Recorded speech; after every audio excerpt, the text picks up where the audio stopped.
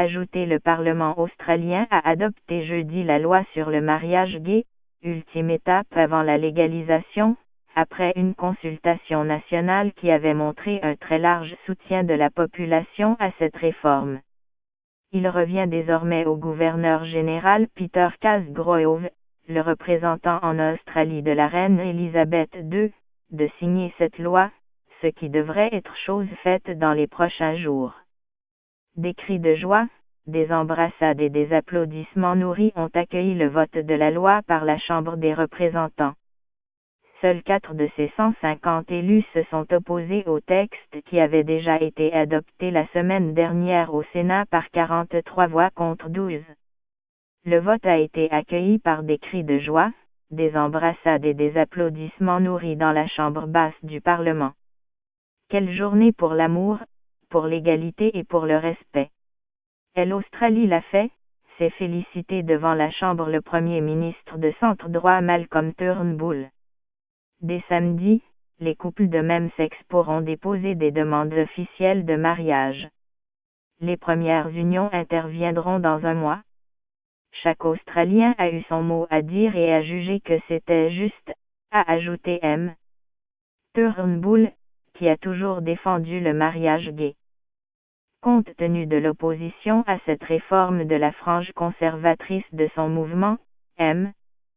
Turnbull avait choisi d'organiser ces derniers mois un très controversé et très inhabituel vote postal aux résultats non contraignants.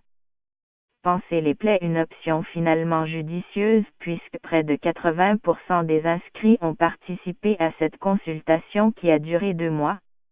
Et le dépouillement a révélé en novembre que près de 62% des 12,7 millions de votants s'étaient prononcés en faveur du mariage gay.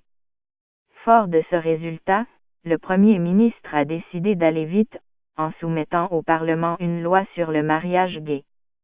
Le chef de l'opposition travailliste, Bill Shorten, a salué l'adoption du texte, appelant les Australiens à dépasser les divisions que les débats de ces dernières semaines ont contribué à mettre en lumière.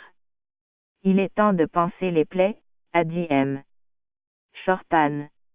Des militants de l'égalité étaient massés à l'extérieur du Parlement à Canberra pour cette journée historique qui doit permettre à l'Australie de rejoindre un club d'une vingtaine de pays autorisant les unions entre personnes de même sexe. Nous remercions tous les Australiens pour leur soutien en faveur du oui, a déclaré au journaliste Alex Greenwich, coprésident de la campagne pour l'égalité. Nous remercions tous ceux qui se battent depuis de nombreuses années, parfois depuis plus de 10 ans, pour la justice et l'égalité. Les adversaires du texte ont tenté d'y inclure des amendements sur des exceptions religieuses au mariage gay. Mais en vain. La loi a été votée lors de l'ultime séance parlementaire de l'année, alors qu'une centaine de députés ont pris la parole au sujet du texte en une semaine. Plus d'une vingtaine de pays reconnaissent les mariages entre personnes de même sexe, dont 16 en Europe,